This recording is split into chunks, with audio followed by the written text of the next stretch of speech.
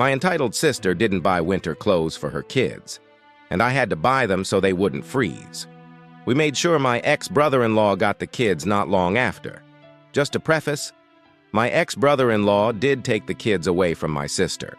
She's a narcissist and a master manipulator, and probably would have had no problem lying in court to get her way, were it not for the potential evidence against her being so overwhelmingly bad. Her ex took the kids and didn't bring them back. Once he was positive, she couldn't do a damn thing about it, and soon the court gave him majority custody. My sister only gets to see her kids about 2 days a month and some holidays. This particular incident goes back to winter 2023, before my sister was evicted from the family property. At that time, her boyfriend had recently died in a car accident. That quite possibly wasn't an accident. Technically, she'd just broken up with the guy because he'd cheated on her, and she repeatedly cried to me that she's not a cheater herself, which is an outright lie, as she had 3 affairs that we know of while still married to her ex-husband, and she still thinks I don't know. But by that time, she was barely home 2 nights a week. My parents and I were the ones taking care of and paying to feed her kids, because she wasn't coming home to feed them. She'd call her kids and ask them what they wanted for dinner, and then wouldn't even show up. Our mother got mad at her, and over text told her she'd abandoned her children, and my sister verbatim answered back, "LOL. No, I didn't."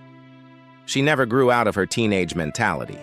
Even after having 3 kids and her husband joining the military to better support them, she was still acting like a teenager.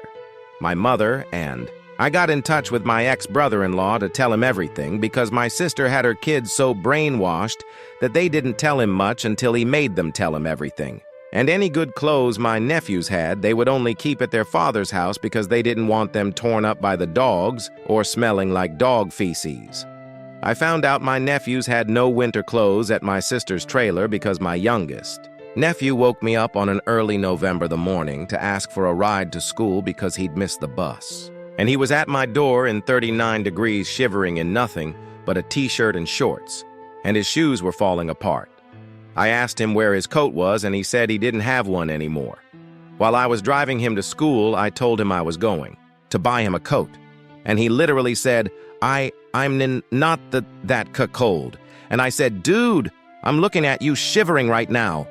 His shoes were so bad he could barely walk in them.